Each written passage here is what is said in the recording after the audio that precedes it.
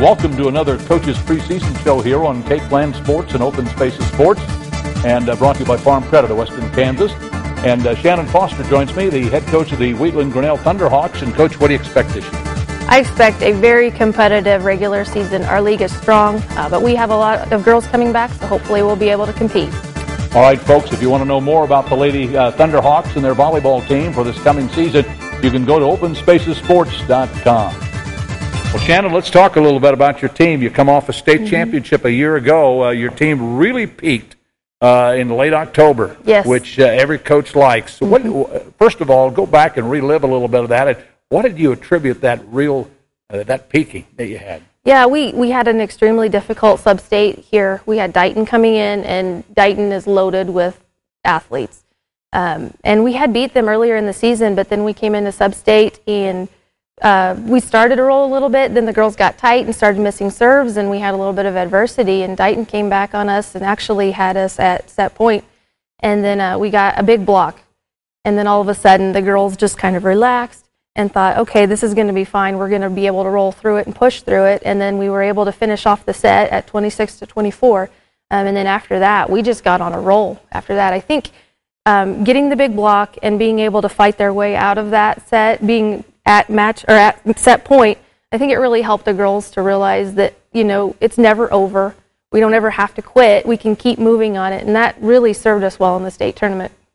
Yeah, the state tournament, you know, I don't know if you looked at yourself as a favorite going in or not, but certainly what you started in the sub-state, you finished at state, didn't you? Yeah.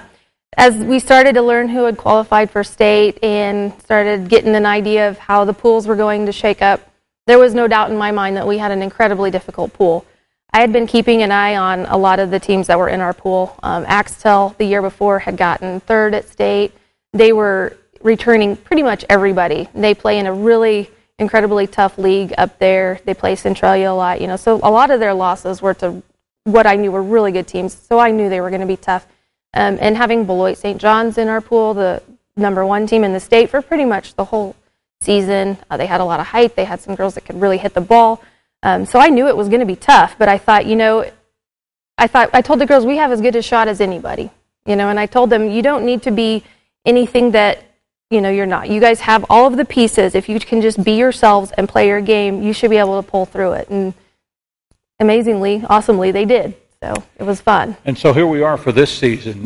What is the strength of this team coming up? What do you expect in terms of numbers? Do you have an idea? Yeah, I have 19 girls out.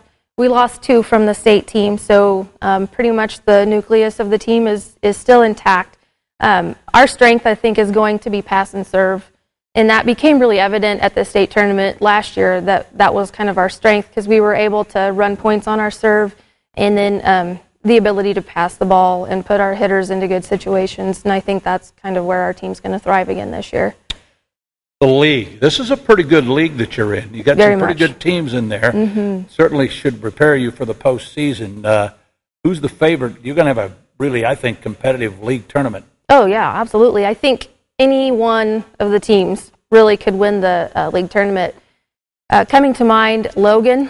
Coach Lays always gets her team right back up into the thick of things, no matter who's there. She's always good at getting the most out of her team. Coach Baird has a really strong group coming back in Northern Valley, lots of young talent at Northern Valley. And up in Golden Plains, they've got, you know, some girls coming up. I know they've got lots of talent coming in.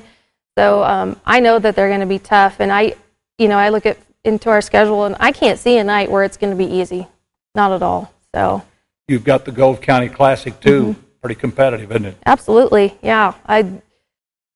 I love the way our schedule gets put together every year because my team is definitely battle-tested by the time we get to the postseason. So, well, listen, good luck to you as this season comes along, going for another championship, I'm sure.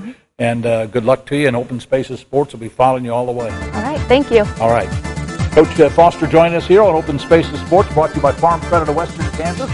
Many businesses throughout the Gove and Grinnell and Greenfield area supporting the Thunderhawks.